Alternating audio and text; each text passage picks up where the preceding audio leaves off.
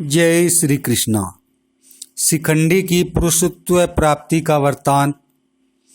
दुर्योधन ने पूछा, पिता मैं कृपया यह बताइए कि शिखंडी कन्या होने पर भी फिर पुरुष कैसे हो गया। भीष्म जी बोले, राजन, महाराज द्रुपद की रानी के पहले कोई पुत्र नहीं था। तब द्रुपद ने संतान प्राप्ति के लिए तपस्या करके भगवान शिव को प्रसन्न किया। तब महादेव जी ने कहा, तुम्हारे एक ऐसा पुत्र उत्पन्न होगा जो पहले स्त्री होने पर भी पीछे पुरुष हो जाएगा। अब तुम तप करना बंद करो।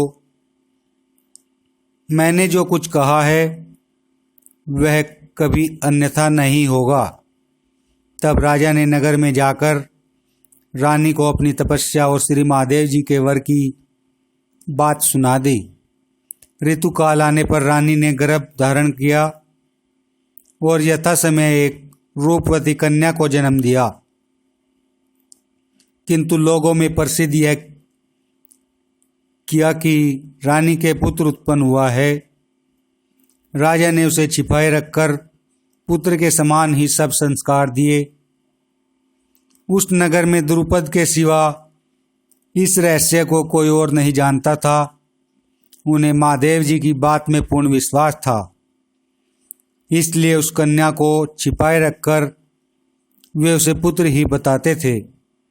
लोगों में वह शिखंडी नाम से विख्यात हुई। अकेले मुझे ही नारद जी के कथन, देवताओं के वाक्य और अम्बा की तपस्या के कारण यह रहस्य मालूम हो गया था। राजन, फिर राजा द्रुपद अपनी कन्या को लिखना पढ़ना और शिल्प कला आदि सब विद्याएं सिखाने का प्रयत्न करने लगे। बाण विद्या के लिए वह द्रोणाचार्य के शिष्यत्व में रही। एक बार रानी ने कहा, महाराज, महादेव जी की बात किसी भी प्रकार मिथ्या तो हो नहीं सकती, इसलिए मैं जो बात कहती हूँ आपको भी वह उचित जान पड़े तो कीजिए। आप विधि पूर्वक इसका किसी कन्या से विवाह कर दीजिए। महादेव जी की बात सत्य होकर तो रहेगी ही, इसमें कोई संदेह नहीं है। उन दोनों ने वैसा ही निश्चय कर दशार्ण देश के राजा की कन्या को वर्ण किया। तब दशार्ण राज हिरण्यवर्मा ने शिखंडी के साथ अपनी कन्या का विवाह कर दिया। विवाह के बाद शिखंडी काम्पिल्य नगर में आकर रहा। वहाँ हिरण्यवर्मा की कन्या को मालूम हुआ कि यह तो स्त्री है। तब उसने अपनी दाइयों और सखियों के सामने बड़े संकोच से यह बात खोल दी। यह सुनकर उन्हें बड़ा दुख हुआ और उन्होंने राजा को यह समाचार सुनाने के लिए अपनी दूतियां भेजी। उन्होंने यह सब वृत्तांत दशार्ण राज को सुनाया। सुनते ही राजा बड़े क्रोध में भर गया और उसने द्रुपद के पास अपना दूत भेजा। दूत ने राजा द्रुपद के पास आ उन्हें एकांत में ले जाकर कहा, राजन, आपने दशार्ण राजा को धोखा दिया है, इसलिए उन्होंने बड़े क्रोध में भरकर कहा है कि तुमने मोहवश अपनी कन्या के साथ मेरी कन्या का विवाह कराकर मेरा बड़ा अपमान किया है। तुम्हारा यह विचार बड़ा ही खोटा था, इसलिए अब तुम इस धोखे का फल भोगने को तैयार हो जाओ। अब तुम्हारे कुटुंब और मंत्रियों सहित तुम्हें नष्ट कर दूंगा। राजन, दूत की यह बात सुनकर पकड़े हुए चोर के समान द्रुपद का मुंह बंद हो गया।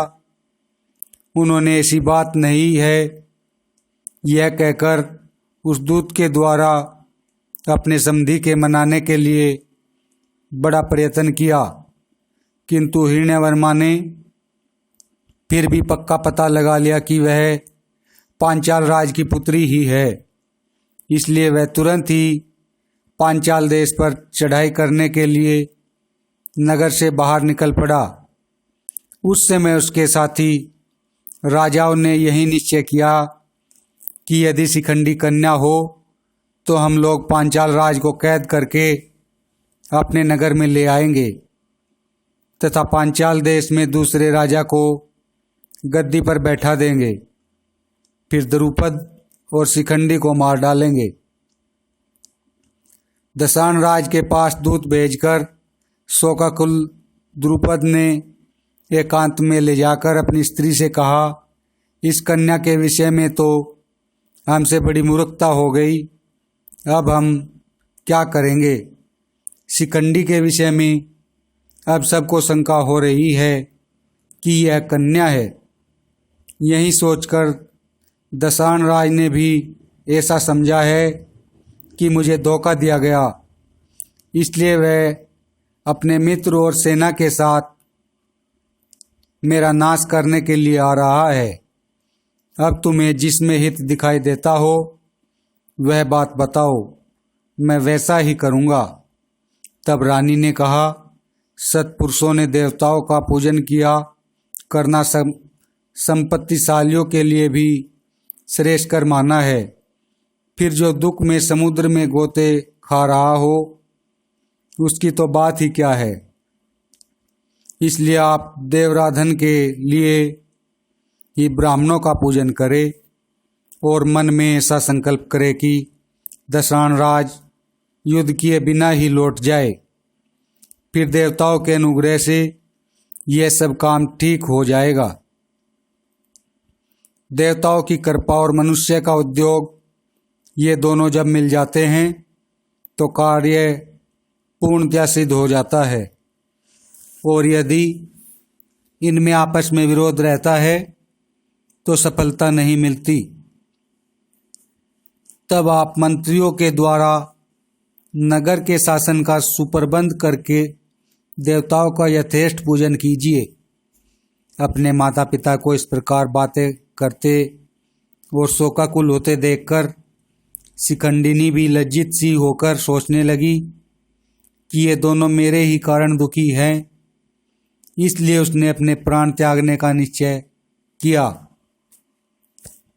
यह सोचकर वह घर से निकलकर एक निर्जन वन में चली गई। इस वन की रक्षा अस्थूणाकरण नाम का एक समृद्धिशाली यक्ष करता था। वहाँ उसका एक भवन भी बना हुआ था। शिखंडिनी उसी वन में चली गई। उसने बहुत समय तक निराहार रहकर अपने शरीर को सुखा डाला। एक दिन अस्थूणाकरण ने उसे दर्शन देकर पूछा, कन्या तेरा यह अनुष्ठान किस उद्देश्य से है? तू मुझे अभी बता, मैं तेरा काम कर दूंगा। शिखंडिनी ने बार बार कहा कि तुमसे मेरा काम नहीं हो सकेगा, किंतु यक्ष ने यही कहा कि मैं उसे बहुत जल्द कर दूंगा। मैं कुबेर का अनुचर हूँ और वर देने के लिए ही आया हूँ। तुझे जो कहना हो वह कह दे, मैं तुझे न देने योग्य वस्तु भी दे दूंगा। तब शिखंडिनी ने अपना सारा वृत्तांत अस्थूणाकरण से कह दिया और कहा कि तुमने मेरा दुख दूर करने की प्रतिज्ञा की है, अतः ऐसा करो कि मैं तुम्हारी कृपा से एक सुंदर पुरुष बन जाऊं। जब तब दशान राज मेरे नगर तक पहुँचे उससे पहले ही तुम मुझ पर यह कृपा कर दो। यक्ष ने कहा, तुम्हारा यह काम तो हो जाएगा, किंतु इसमें एक शर्त है। मैं कुछ समय के लिए तुम्हें अपना पुरुषत्व दे दूंगा, किंतु यह सत्य प्रतिज्ञा कर जाओ कि फिर उसे लौटाने के लिए तुम यहाँ आ जाओगी। इतने दिन में तुम्हारे स्त्रीत्व को धारण करूँगा। शिखंडी ने कहा, ठीक है, मैं तुम्हारा पुरुषत्व लौटा दूंगी। थोड़े दिनों के लिए ही तुम मेरा स्त्रीत्व ग्रहण कर लो। जिस समय राजा हिरण्यवर्णा दशान देश को लौट जाएगा उस समय मैं फिर कन्या हो जाऊंगी और तुम पुरुष हो जाना। इस प्रकार जब उन दोनों ने प्रतिज्ञा कर ली तो उन्होंने आपस में शरीर बदल लिया। अस्थूणाकरण यक्ष ने स्त्रीत्व धारण कर लिया और शिखंडी को यक्ष का देदीप्यमान रूप प्राप्त हो गया।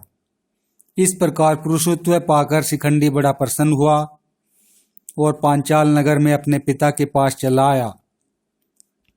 यह घटना जैसे जैसे हुई थी वह सब वृत्तांत उसने द्रुपद को सुना दिया। इससे द्रुपद को बड़ी प्रसन्नता हुई। उन्हें और उनकी स्त्री को भगवान शंकर की बात याद हो आई। तब उन्होंने दशान राज के पास दूत भेजकर कहलाया, आप स्वयं मेरे यहाँ आइए और देख लीजिए कि मेरा पुत्र पुरुष ही है। किसी व्यक्ति ने आपसे जो झूठी बात कही है वह मानने योग्य नहीं है।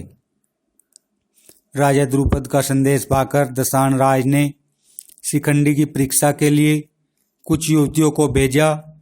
उन्होंने उसके वास्तविक स्वरूप को जानकर बड़ी प्रसन्नता से सब बात कही, हिरण्यवर्मा को सुना दी और कह दिया कि राजकुमार शिखंडी पुरुष ही है। तब राजा हिरण्यवर्मा बड़ी प्रसन्नता से द्रुपद के नगर में आया और समधि से मिलकर बड़े हर्ष से कुछ दिन वहाँ रहा। उसने शिखंडी को हाथी, घोड़े, गौ और बहुत सी दासियां भेंट की। द्रुपद ने भी उसका अच्छा सत्कार किया।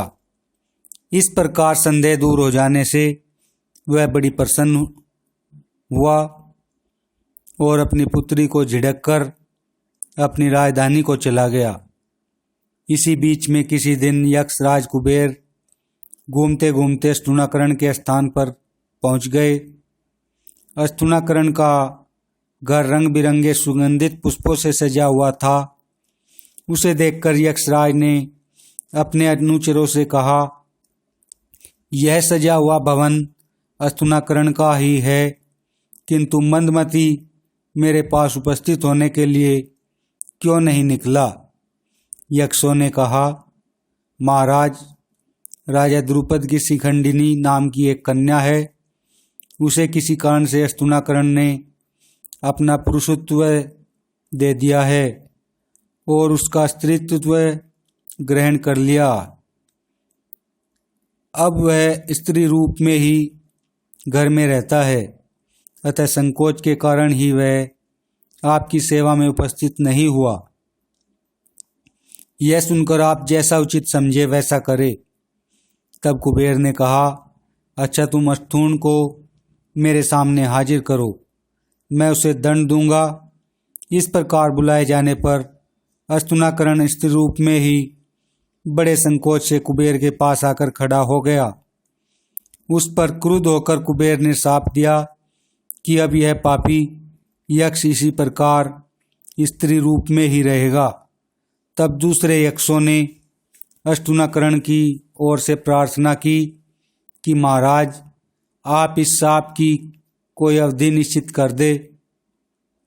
इस पर कुबेर ने कहा, अच्छा, जब शिखंडी युद्ध में मारा जाएगा तो इसे फिर अपना स्वरूप प्राप्त हो जाएगा।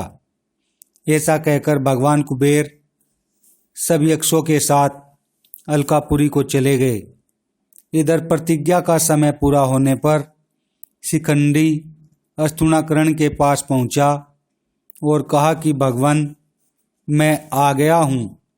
अस्थूणाकरण ने शिखंडी को अपनी प्रतिज्ञा के अनुसार समय पर उपस्थित हुआ देखकर बार बार अपनी प्रसन्नता प्रकट की और उसे सारा वृत्तांत सुना दिया।